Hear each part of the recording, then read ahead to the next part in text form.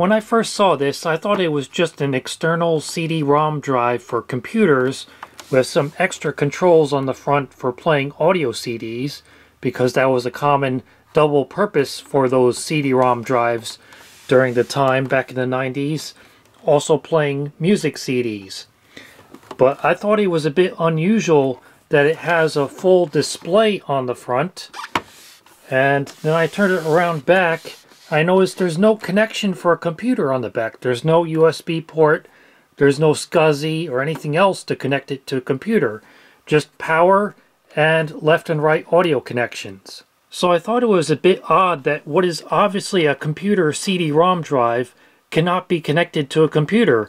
Then I noticed it says MP-ROM. What does that mean? And again, it's embossed into the top of the case in a fancy script font, MP-ROM. But if you look around this thing, there's no information about who made it and what it is. No stickers of any kind.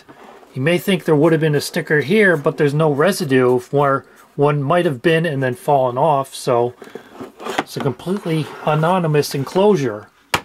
I tried looking it up online, and I can find exactly one current website with any information about this. This was released in 1999 by a Taiwanese company called Mac Power Peripherals. The MP-ROM player, which was also known as Mozart's Music Box, is an early MP3 player using MP3 files burned to CDs. That company that made this is still in business today. They're now called Inextron, and they feature it in their company history on their website. They call it the Mozart MP3 player. All the press photos of the MP-ROM show it in a more bulky enclosure that I've seen used for things like tape backup drives, but for the final production version they switched to this smaller and sleeker looking enclosure, although with what is obviously still a standard off-the-shelf computer CD-ROM drive, it still looks very generic. Doing some digging through the Internet Archive, I was able to find the original website that was selling these. The price was $230, and they said it can play MP3 files up to 224 kilobits per second. It specifically says it does not support 256 or 320 kilobits per second, and they claimed it could fit up to 12 hours of music onto one CD. And it does also support standard audio CDs, although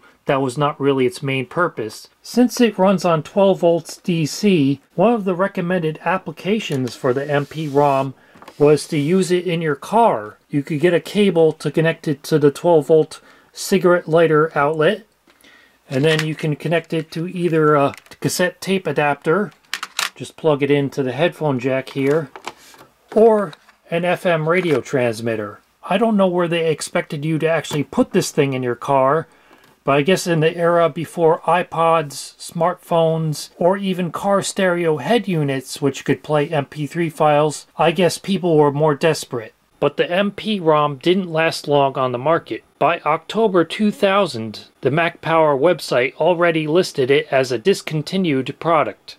I made a test CD of 699 megabytes of MP3s I encoded from the Backtracks music library, which you can see in the background there. So I'll put in the disc, close the door, and in a few seconds you should see it start to count up the tracks. There it goes. I was able to fit 134 tracks onto the CD at 224 kilobits per second, which actually doesn't sound too bad.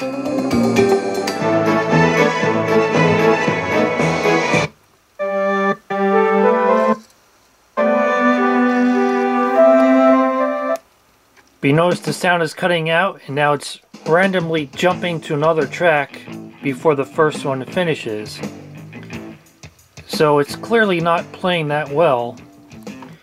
And I also noticed it doesn't seem to work with CD-RW discs. If I put it in,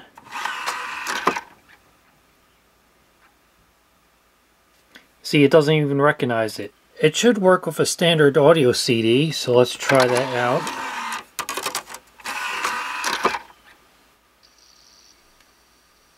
Give it a few seconds to spin up the disc. And it's playing, but we're not hearing anything. That's because the only audio output you get when you're playing a normal audio CD is from the headphone jack of the drive itself. You don't hear it through the headphone jack of the player or the RCA line level outputs on the back. You only hear it through the headphone jack of the drive itself, which is a little bit quirky, but I guess this was not its main purpose, to play regular audio CDs. So it mostly works, but we're clearly having some problems with the audio cutting out and skipping tracks when playing an MP3 CD and refusing to play a CD-RW at all. But then I noticed that any disc I put in gets a ring around the collar. You see that ring there? And I can actually wipe it off. It's leaving a ring of some kind of gook on the disc. You can really see it on this MP3 CD. See that black mark? I think there's some kind of rubber component in the mechanism that clamps the disc that must be degrading with age and leaving goo on any disc you put in there. And as the disc is spinning, it's going to be flinging around that goo all over inside the drive and probably getting it on the laser, and that's why it's having so many problems reading discs. So clearly I'm going to need to replace this drive.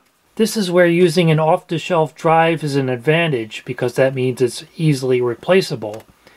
And in this case, it's a Creative drive, but you notice it was made in September 1997, when this MP-ROM player is from 1999 or 2000. I suppose it's possible to use the drive that is 2 or 3 years old in a newly manufactured product, but that's pretty unusual. But then I noticed all these scratches on the side of the drive, indicating it was probably previously installed in a computer. And if we look at the model number of the drive, it starts with DVD. So even though this only says compact disc on the front, this is actually an early DVD-ROM drive. I think the original owner of this MP-ROM had the same idea that I was thinking of, and that is, since this is a standard ATAPI interface, what would happen if you took out the original CD-ROM drive it came with and replace it with a DVD-ROM? Would you then be able to burn a recordable DVD with MP3s on it and have it play it? Because then that would obviously have much more capacity with 4.7 gigabytes instead of the 700 megabytes of a standard CDR. So since I was planning to do it anyway, I'm going to install this DVD-ROM drive. It's from 2002, and hopefully it won't leave any of that black gunk on the disc. There's the main circuit board that was underneath the drive. It says MP0005 revision 1.10, has a date code of the 12th week of 2000, so that's approximately when this was built. And here's why we weren't getting any audio from the output on the back when playing a standard audio CD.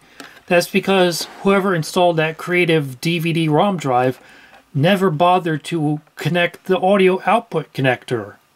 Even though it worked perfectly fine in a computer, I just couldn't get that beige Toshiba DVD-ROM drive to work in the MP-ROM. It wouldn't even play a standard audio CD. So instead I put in this black Sony drive from 2005. It's also a DVD-ROM. So if I open up the tray and put in my test CD of MP3 files,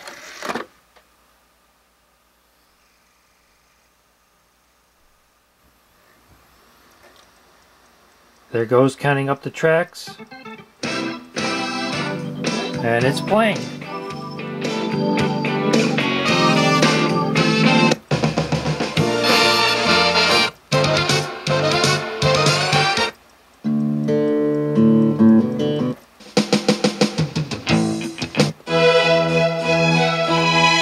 It's actually surprisingly fast at switching tracks.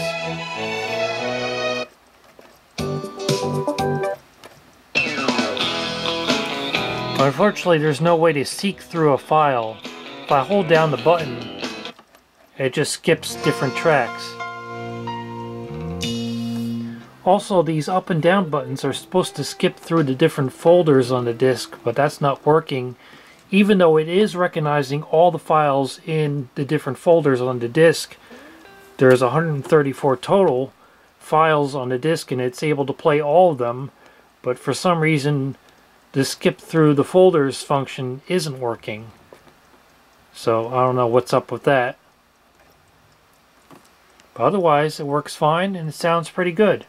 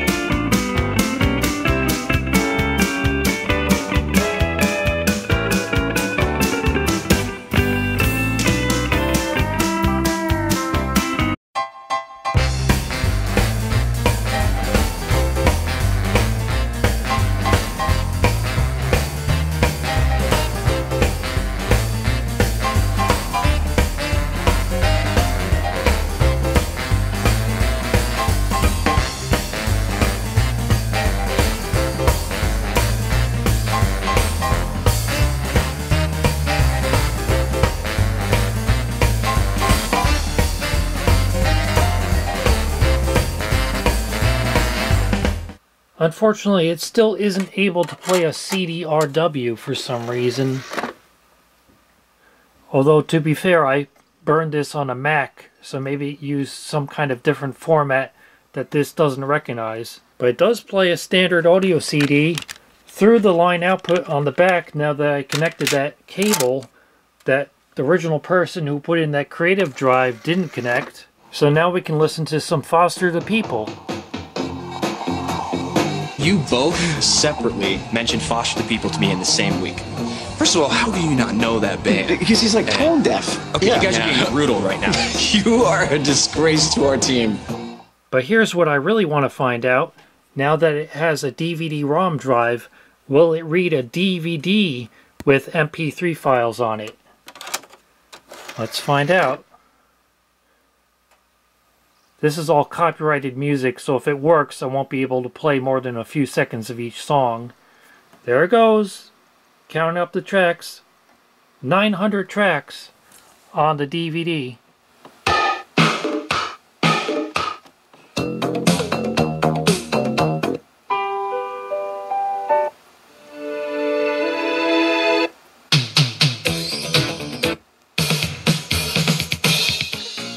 So it's working perfectly fine with the DVD burned with MP3 files on it. Still very responsive at skipping between the tracks, but you may have noticed a big downside with this kind of player, and that is all we have to go by is what number the track is. There's no artist or title or file name or any kind of alphanumeric display. It's just the track number. So unless you write down a big list of what number corresponds to which track, it's going to be difficult to pick out a specific track you're looking for. The MP-ROM did originally come with a remote control with a keypad on it, allowing you to type in a specific track number, but without that, if we want to find a specific track, we just have to go through all 900 tracks one by one until we find it, which is obviously not very convenient. When this was originally on the market, one of its recommended uses was as a background music player. So you can just put in a disc with a bunch of MP3 files on it and let it play away in the background unattended.